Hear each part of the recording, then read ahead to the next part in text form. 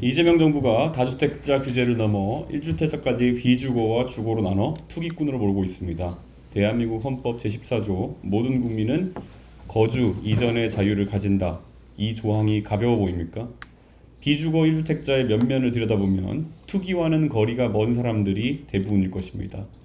서울에서 일하다가 지방으로 발령이 나서 살던 집을 세 주고 지방에서 새 얻어 사는 사람이 왜 규제의 대상이 되어야 합니까? 서울 집을 팔고 지방에 몇 년 근무한 뒤 다시 서울에 집을 사야만 거주 이전이 가능하다면 그 과정에서 반복되는 양도세와 취등록세로 내 집의 상당 부분은 국가에 헌납하는 꼴이 됩니다. 지방 활성화를 말하면서 지방에서 일할 사람들의 거주 이전을 틀어막는 정책입니다. 지방만의 이야기가 아닙니다. 평택의 삼성전자 엔지니어와 이천의 하이닉스 엔지니어는 본질적으로 같은 노동시장에 있으면서도 서로 경쟁하지 못하게 될 것입니다. 가산 디지털 단지에 사는 IT 개발자가 판교 기업에서 제안을 받아도 집을 팔고 거래 비용을 부담하든지 아니면 1시간 반 넘는 출퇴근을 감수하든지 해야 합니다. 기존의 집을 전세 주고 판교 가까운 곳에 전세를 얻은 자유는 사라집니다. 하루 3시간 가족과 보낼 시간이 줄어듭니다. 그것을 강제하는 것이 이재명 대통령의 1주택자 규제입니다. 흔한 IT 개발자가 대림동이나 가리봉동에 집을 전세 주고 판교 가까운 곳에 전세를 구하는 행동이 우리가 통상적으로 생각하는 부동산 투기와 무슨 관계가 있습니까? 평범한 개발자가 투기꾼으로 찍히는 세상입니다. 이런 규제가 하나하나 쌓이면 법률상 이동을 금지하지 않아도 실질적으로 이동은 봉쇄됩니다. 감옥 문을 열어놓고 밖에 지뢰밭을 깔아놓으면 그것을 자유라고 부를 수 있겠습니까? 1215년 마그나카르타 이래 800년간 인류가 피를 흘려 쟁취한 원칙은 하나입니다.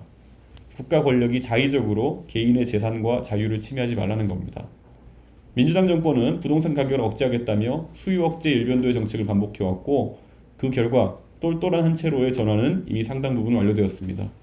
더 이상 억제할 수요가 보이지 않게 되자 이재명 대통령은 이제 그 한 채마저 실거주와 투자의 경계선을 가려내려 합니다. 온만이 반매음을 외치면서 관심법을 쓸 것이 아닌 이상 외관만으로 그 둘을 갈라낼 수는 없습니다. 그런데 그 경계선을 가장 먼저 들이대야 할 사람이 있습니다.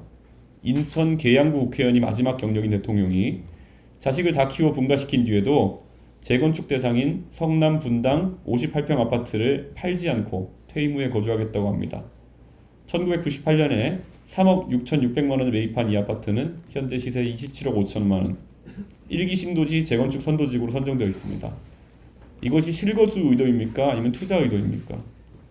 대림동에 집을 전세 주고 판교로 전세 오지 못하게 된 개발자보다 28년간 보유한 분당 아파트에서 24억 원의 시세 차익과 재건축 수혜를 동시에 기대하는 대통령의 의도가 오히려 명확해 보입니다. 부동산 규제를 내놓을 때마다 이재명 대통령 본인의 삶이 반례가 되고 있습니다. 대통령이 악해서가 아닙니다. 욕망을 절제하기보다 욕망을 따라 살아온 너무나도 인간적인 분이기 때문입니다. 평범한 직장인의 거주 이전 자유를 빼앗는 규제를 정작 본인은 한 번도 지킬 필요가 없었던 대통령이 만들고 있습니다.